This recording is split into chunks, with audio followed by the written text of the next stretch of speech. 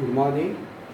Yesterday we have seen what is a Fresnel biprism and how we get sharp bright source images in a Fresnel biprism.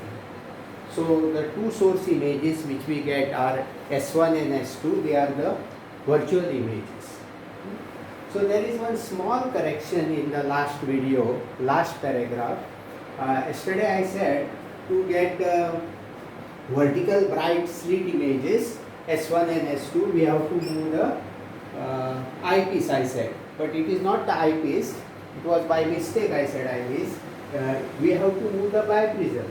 In fact we have to move the biprism, adjust and move the biprism by looking through along the axis of the back. So how to get S1 and S2? To get the vertical bright slit images S1 and S2 we have to adjust a biprism so that the slit is exactly parallel to the refracting edges of the biprism, and move the biprism little bit back and forth by looking through it along the axis of the bench, and then we'll get the two sharp bright source images S1 and S2. And the eyepiece has to be adjusted to get the fringes. So to get the fringes, eyepiece has to be adjusted. We have to look through the eyepiece to get the fringes in its focal plane. So here we have stopped last time. Now today we will see how to get small d. We have already seen the formula. We have already written the formula for wavelength of light. So we have to calculate the wavelength of light. So fringe width was given as lambda d by d. So d was a plus b and small d was the distance between S1 and S2. So we have written this formula yesterday. So to find small d, we want to find lambda. We have already seen how to find the fringe width, the distance between the two consecutive fringes. Okay, and I can write this as distance between two consecutive fringes. This fringe width.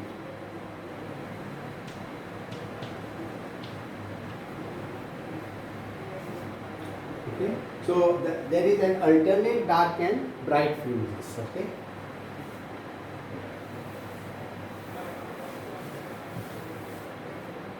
to find d, the distance between I mean small d. To find small d, the distance between the sharp bright source images S1 and S2, or we can also say the sharp images of the slit S.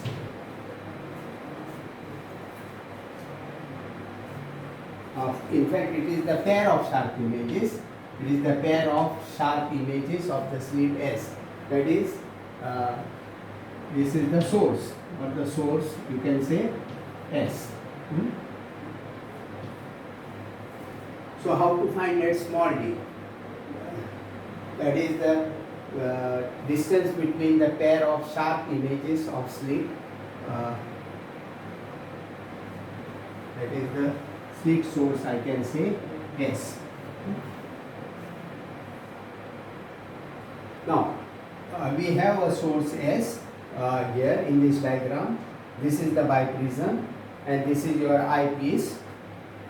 What you have to do to get the pair of sharp images is you have to introduce a lens here in between the source and the eyepiece.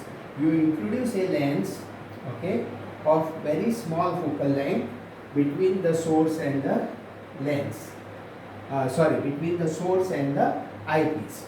So lens is introduced between the source and the eyepiece.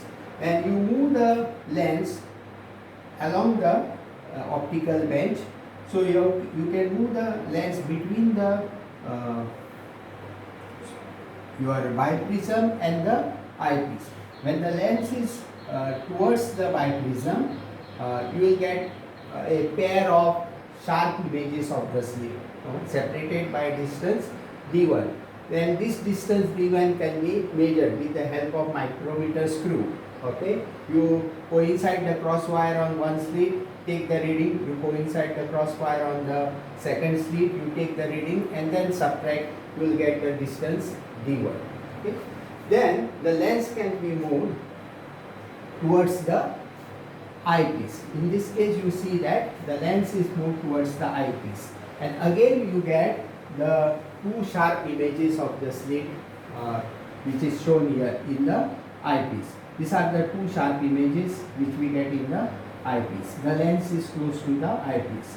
Now again, the distance between the two sharp images can be found by coinciding the cross wire on one of the slit and take the reading. Then you coincide the cross wire on the second slit, you take the reading, and then subtract the first reading from the second, you get D2.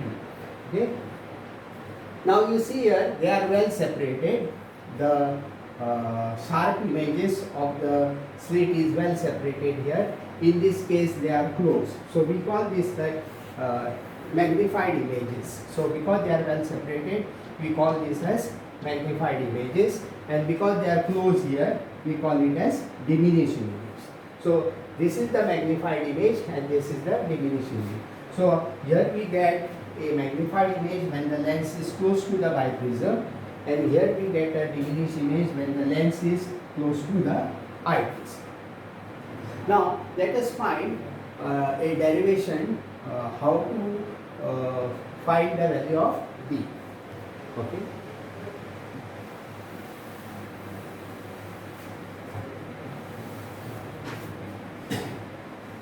Now you see here in the first diagram, when the lens is close to the biprism, the distance between the source and the lens is u, and the distance between the lens and the eyepiece is denoted by v. Also here in the second diagram, when the lens is close to the eyepiece here, the distance between the lens and the eyepiece is u, and the distance between the lens and the slit or the source can be, now slit can be considered as your source. So the distance between the lens and the slit, or the lens and the source, you can say, is v. So this is u, this is v. Okay, and therefore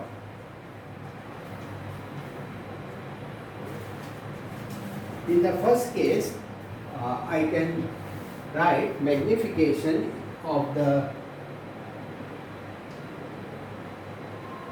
images, sharp images, given by magnification is given by v divided by u. Okay, that is d1 divided by v. This is equation number 1.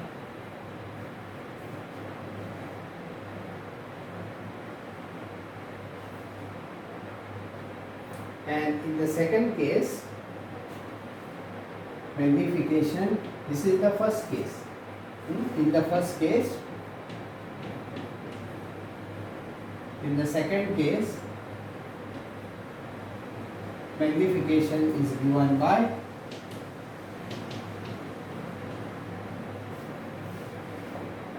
u divided by v, which is equal to d2 over d. Okay, this is the second,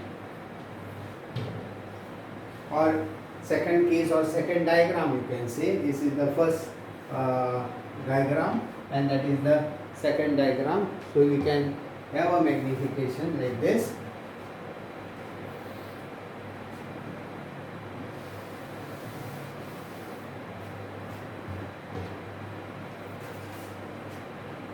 Now multiply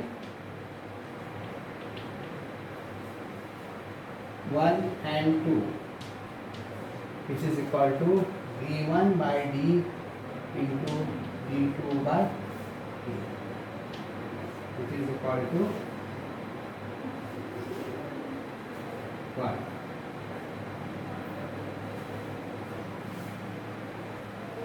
Because this is v by u into u by v. u dv is equal to 1. Okay, so I can write this as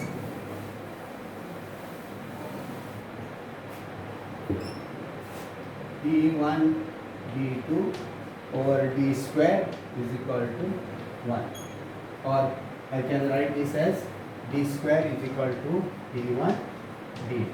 So d can be written as root of d1 d2. So d1 is the distance between the two images here, d2 is the distance between the two images here. And what is d? d is the distance between s1 and s2.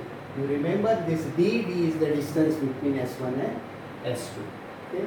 So we already have the formula beta is equal to fringe width is given by lambda d by d. We know d, so d, small d and beta can be found. In this case, beta is your fringe width. You remember how to find the fringe width. You go on counting how many number of fringes are crossed by the cross wire, and then use the formula and then find the value of beta. This we have seen yesterday, okay, in the previous video. So we can find the value of beta. Therefore, beta can be. Therefore, we can find the value of beta first, and then we can find the value of lambda. So lambda can be found as beta small d divided by d. So wavelength can be found of light can be calculated. Okay? Using Fresnel's biprism. So Fresnel's biprism can be used to find the wavelength of light.